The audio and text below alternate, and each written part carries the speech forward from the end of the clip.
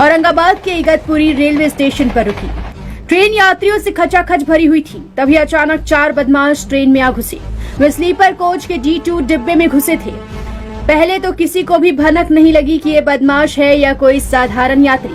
फिर जैसे ही train station से चलनी शुरू हुई तो बदमाशों ने अपने पास रखे हथियार निकाल लिए। बदमाशों के पास हथियार देख ट्रेन के अंदर मौजूद यात्री घबरा गए। तभी बदमाशों ने सभी यात्रियों से लूटपाट करनी शुरू कर दी। बदमाशों के पास हथियार थे, इसलिए यात्रियों की हिम्मत नहीं हुई कि वे उनका विरोध कर सके। उस डिब्बे में उस रात 17 से 18 यात्री सवार थे। सभी ने अपनी कीमती सामान बदमाशों को दे दिए, जैसे मोबाइल, गहने और रुपए। बदमाशों ने जब लूट की वारदात को अंजाम दिया तो वे अगले स्टेशन के आने का इंतजार करने लगे ताकि वे ट्रेन से उतर जाएं।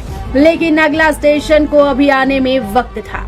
बदमाश इंतजार कर ही रहे थे। तभी उनमें से एक की नजर डिब्बे में बैठी 20 साल की विवाहिता पर पड़ी, जो कि अपने पति के साथ ट्रेन में सफर कर रही थी। वो बदमाश उसे देखते ही गंदे इशारा करने लगे। पहले तो विवाहिता उसकी हरकतों को नजरअंदाज करती रही, लेकिन जब बदमाश की हरकतें कुछ ज्यादा ही बढ़ने लगी तो उसने उसका विरोध करना शुरू कर दिया। लेकिन विवाहिता को नहीं पता था कि आगे उसके साथ क्या होने वाला है। जब विवाहिता ने बदमाश को गंदे इशारे करने के लिए डांट दिया तो वो गुस्से में आ गया। उसने विवाहिता का हाथ पकड़ लिया और उसके साथ अश्लील हरकत करने लगा। ये सब देखते ही बाकी के बदमाश भी महिला के साथ अश्लील हरकत करने लगे। महिला के पति को ये सब देख गुस्सा आया तो उसने उसका विरोध किया। इससे बदमाश और ज्यादा बौखला गया और उन्होंने सबसे पहले महिला के पति को पीटना शुरू कर दिया। बदमाशों ने फिर एक एक करके महिला के साथ रेप किया। पति मदद के लिए गुहार लगाता रहा, लेकिन वहाँ मौजूद किसी भी यात्री की हिम्मत नहीं हुई कि वो उनकी मदद कर सके। सभी को डर था कि कहीं वो उसे कुछ नुकसान न पहुंचाए। महिला चीखती रही, चिल्लाती रही, लेकिन उसकी चीख पुकार का कोई असर किसी पर नहीं हुआ। ट्रेन भी अपनी रफ्तार से आगे बढ़ती जा रही थी। बदमाश जब लगातार महिला से रेप कर रहे थे तो कुछ यात्रियों का दिल पसीज गया। उन्होंने महिला की मदद करनी चाहिए। वे ट्रेन की चेन खींचने लगे, लेकिन उन गुंडों ने उन लोगों को भी पीट दिया।